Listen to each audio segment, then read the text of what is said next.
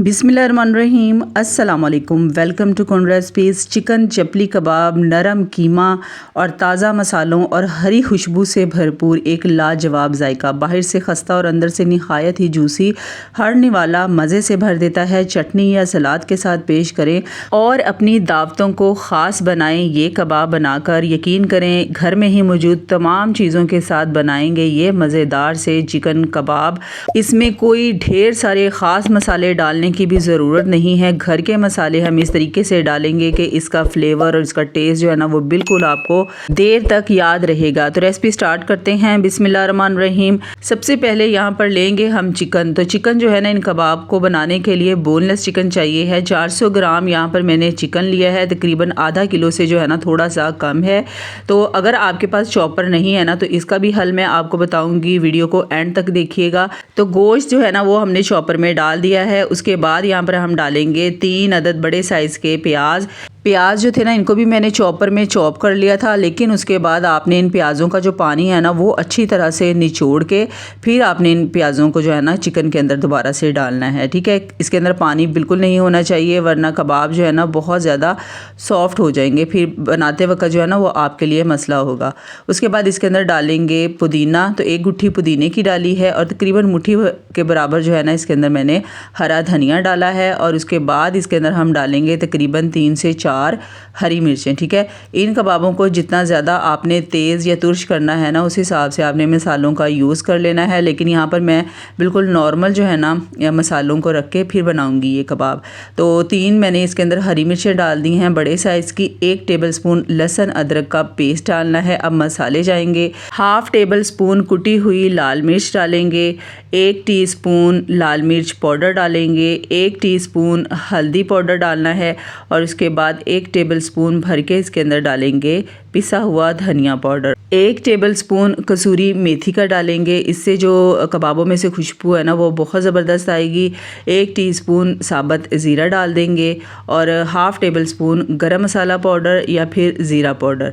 और नमक जो है ये हस्बे ज़ायका डालना है आपने। तो आधा टेबलस्पून ही इसके अंदर मैंने नमक का डाला है। अब ढक्कन लगा देंगे और इसको चॉप कर लेंगे। अच्छी तरह से चॉप करना है। यहाँ पर कीमा जो है ना थोड़ा सा मोटा था तो मैंने दोबारा से इसको जो है ना 2 से 3 मिनट के लिए चॉप कर लिया था। अच्छा, अगर आपके पास चॉपर नहीं है ना तो तमाम चीज़ों को जो है ना गोश्त के अंदर डाल के उसके बाद आपने इनको बुचर शॉप यानी किसाई जो होते हैं ना उनके पास मशीनें होती हैं कीमा बनाने वाली।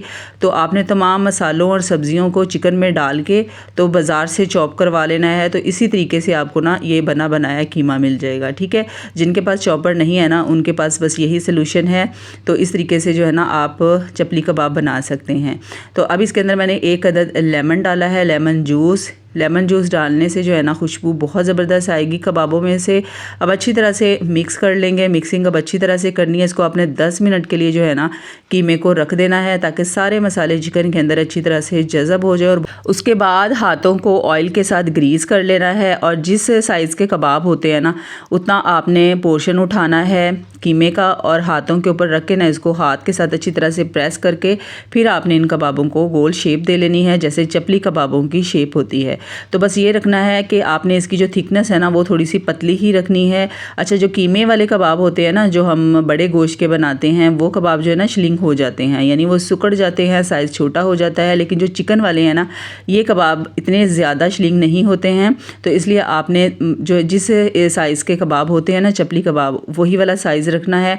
उसके बाद इनको शैलो फ्राई करना है, यानी कि कम ऑयल में फ्राई करना है इन कबाबों को और बिल्कुल लो फ्लेम पे फ्राई करना है। यहाँ पर आप देख सकते हैं अभी फ्लेम जो है ना तेज़ बिल्कुल भी नहीं है क्योंकि ये कच्चे कीमे के कबाब बना रहे हैं। तो ये थोड़ा सा टाइम लेंगे, तकरीबन 3 मिनट जो है ना ये टाइम लेंगे दोनों तरफ से।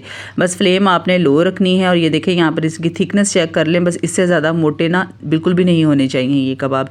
इन कबाबों को ना आप कच्चे कबाबों को भी फ्रीज़ करके रख सकते हैं। किसी भी ट्रे के ऊपर अच्छी तरह से पहले सारे कबाब बना के उनको फैला के ट्रे में रख लेना है। उसके बाद इनको फ्रीज़र में रखना है। जब जम जाए ना तो सुबह के टाइम इनको निकाल के ज़िप लॉक बैग में रख लें या फिर किसी भी बॉक्स में, प्लास्टिक बॉक्स में रख के उनको आपने एयर टाइट कर देना है। तो यहाँ पर ये कबाब जो है ना थोड़ा थोड़ा सा डिस्टेंस रख के फिर आपने फ्राई करने हैं।